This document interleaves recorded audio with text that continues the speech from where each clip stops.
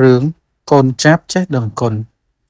កាលពីព្រេងនាយនៅក្នុងព្រៃជ្រៅមួយពោរពេញទៅដោយដើមឈើធំៗនិងបក្សីចម្រុះមានដើមជ្រៃដ៏ធំសង្ហាមួយដើមតែមានអាយុកាលរាប់រយឆ្នាំនៅលើមែកឈើធំមួយរបស់នៃមែកឈើជ្រៃនោះមានសម្បុកចាបមួយយ៉ាងកក់ក្ដៅនៅក្នុងសម្បុកនោះមានមេចាបដ៏ឧស្សាហ៍ម្នាក់រស់នៅជាមួយនឹងកូនចាបចំនួន3ក្បាលរបស់នាងកូនចាប់ទាំងនោះទើបនឹងញាស់បានប៉ុន្មានថ្ងៃតែប៉ុណ្ណោះហើយរោមរបស់វាស្រទន់មើយនៅឡើយពួកវាមិនទាន់អាចហើរបាននោះទេយ៉ាងដូច្នេះមេចាប់បានចេញទៅរកចំណីចិញ្ចឹមវាដោយមិនចេះនឿយហត់រាល់ថ្ងៃមេចាប់តែងតែហើរទៅឆ្ងាយរកដង្កូវល្អិតៗនិងគ្រាប់ធម្មជាតិហើយនឹងទឹកសន្សើមមកដាក់នៅក្នុងពពុះរបស់កូនរបស់នាងប្រុងប្រយ័ត្នជាទីបំផុតព្រោះខ្លាចមានសត្វសាហាវមកយាយីនឹងកូនរបស់នាង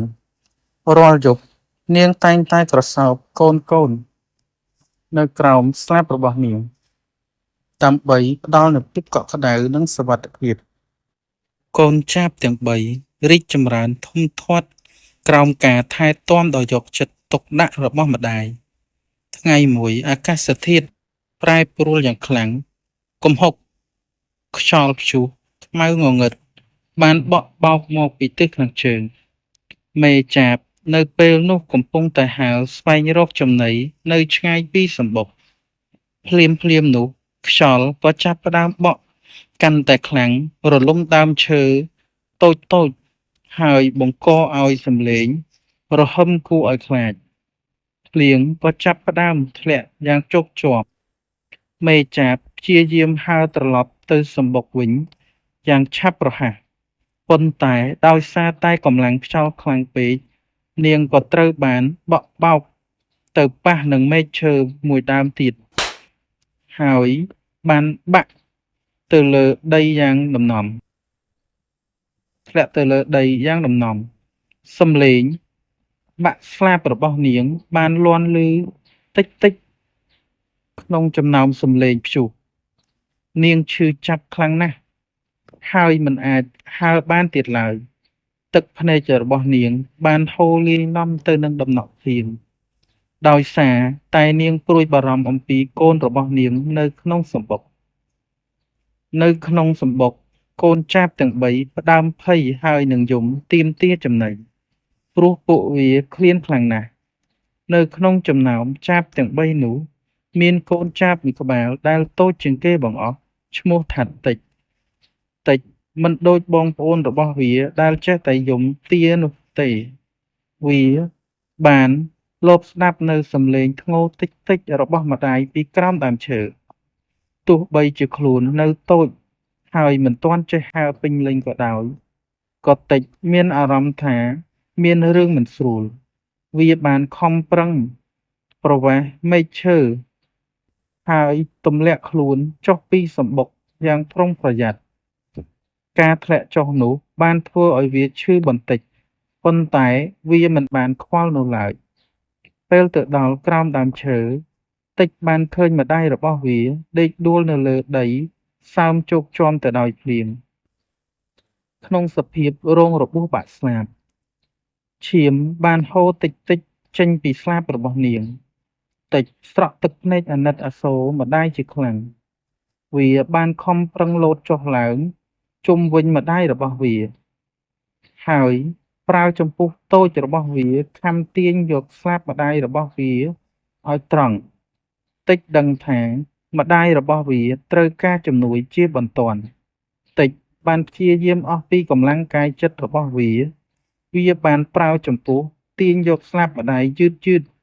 ហើយប្រើជើងតូចរបស់វារុញខ្នងម្ដាយឲ្យងើបឡើងរាល់ពេលដែលម្ដាយវារុញម្ដាយវាឡើងបន្តិចម្ដាយរបស់វាក៏មានកម្លាំងចិត្តបន្តិចឡើងដែរការធ្វើដំណើរទៅកាន់សម្បុកវិញគឺពិតជាលំបាកខ្លាំងណាស់ព្រោះផ្លូវសើមរអិលហើយមេចាប់ក៏មានរបួសផងតិចមិនបានបោះបង់ការព្យាយាមឡើយ វានៅតែបន្តរុញនឹងទាញម្ដាយរបស់វាយឺតៗ